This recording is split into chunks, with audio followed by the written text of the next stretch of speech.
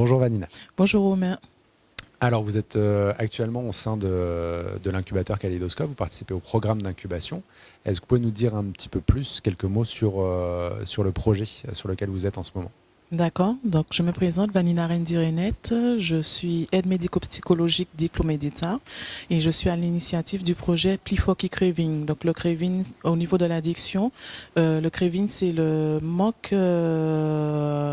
excessif de vouloir consommer. En fait c'est vouloir consommer mais abusivement sans savoir s'arrêter.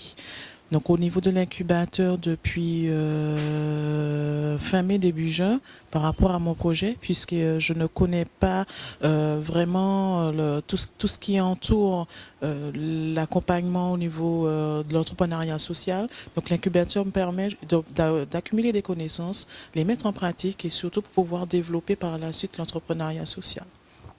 D'accord, donc ça c'est l'appui que l'incubateur peut vous apporter, donc on en reparlera juste après. Tout à fait. Votre projet, en quoi consiste-t-il exactement? Comment est-ce que vous accompagnez les différents bénéficiaires par rapport à cette addiction? Alors, au niveau du projet, donc l'accompagnement se compose en, on va dire, 3 phases. La première phase se passe au niveau de l'hospitalisation, donc 2 semaines avant la sortie. Je rentre en contact avec eux, faire connaissance par le biais d'une activité qui se pratique au niveau de l'hospitalisation, donc le tambour, où avec l'équipe pluridisciplinaire, me met en contact avec des futurs potentiels bénéficiaires au programme.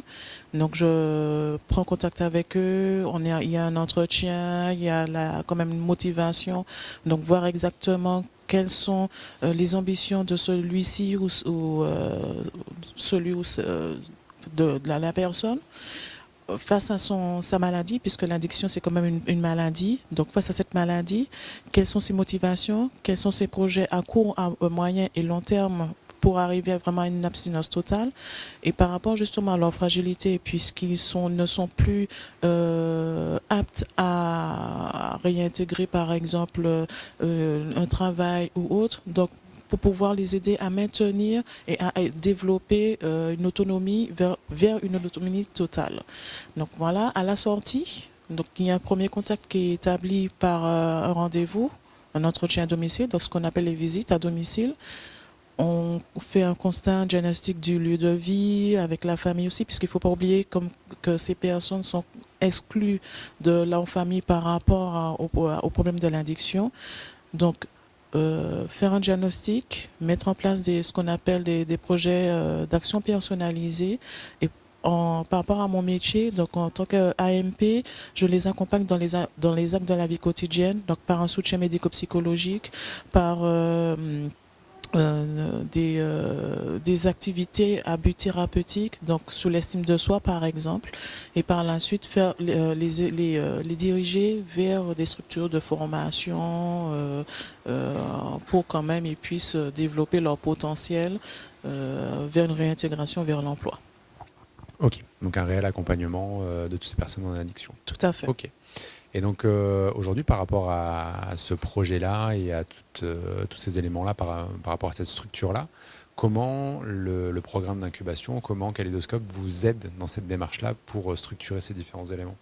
Donc au niveau de mon projet, il est vrai que on écrit un projet, certes, on a nos idées qu'on met sur papier, mais l'incubateur nous permet de pouvoir faire évoluer notre projet, mais de manière différente. Donc le déconstruire et le reconstruire de bonne manière, avec les outils qui nous sont donnés, qui sont mis en place, pour pouvoir vraiment porter un réel intérêt à ce que nous voulons en chacun développer.